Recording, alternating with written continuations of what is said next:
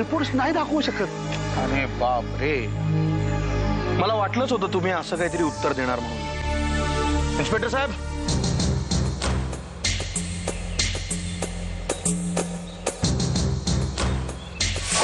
त्यांच्या हॉस्पिटलमध्ये गंगाबाई तायशेटे नावाचा एक पेशंट आहे.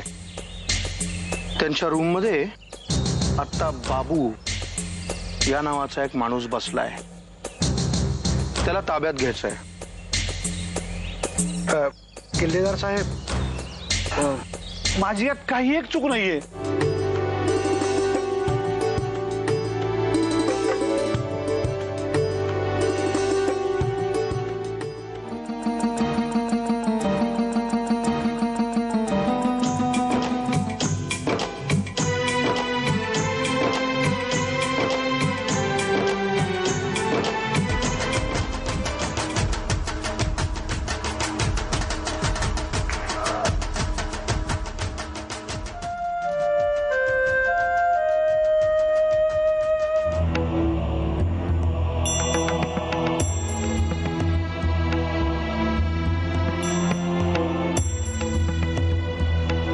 साहेब, साहेब माझी आई कुठे आहे?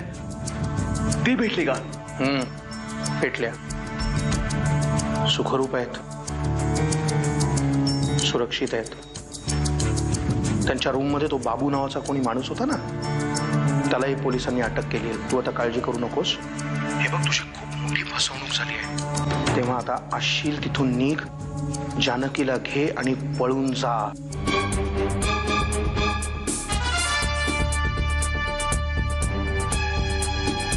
राजन,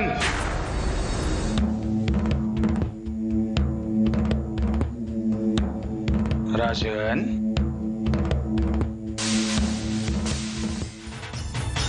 फक्त आमच्याबरोबर चल. काय वराडी माणसं तिकडं नवरदेवाची वाट बघतायत. चल जगन, चले. चल. अग्नेश, चल चल चल.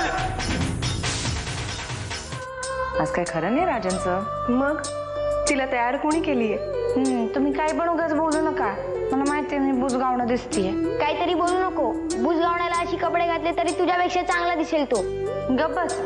लग्न माझं आहे म्हणून तुला चांगले कपडे मिळालेत. हा, हे तुझ्या लग्नाचे नाही, राजनच्या लग्नाचे कपडे. माहिती कशाला माझ्यापाशी थांबलाय? जा राजनकडे. जातो जातो. या वामनरावांना आवरायचं तरी कसं? ते थेट रमावतीला पोहोचले आणि राजनच्याही त्यांच्या ताब्यात आहे. आता इथपर्यंत पोचलोत ना, पण आता माघार घ्यायची नाही. तू इतकी निष्ठुर कधी झाली सत्यबाई? तुझ्या या सगळ्या प्रश्नांची उत्तरं मी हे लग्न झाल्यानंतर देईन.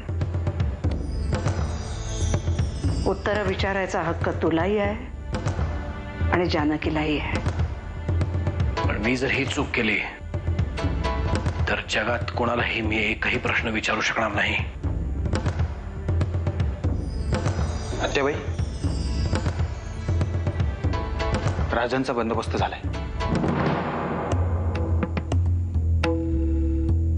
बंदोबस्त झाला म्हणजे? बंदोबस्त झालाय म्हणजे त्याला आपल्या इंदोरच्या गेस्ट हाऊस मध्ये सुरक्षितरित्या पोहोचवलंय. त्याच्या केसालाही धक्का लागलेला नाहीये. राजनच्या माग माझं पांडुरंग राहील. पण तुमचं काय? आपल्या पोरीचा सौदा करून तुम्ही किती बी पैसा आणला ना, तरी मी आता सुखी होणार नाही.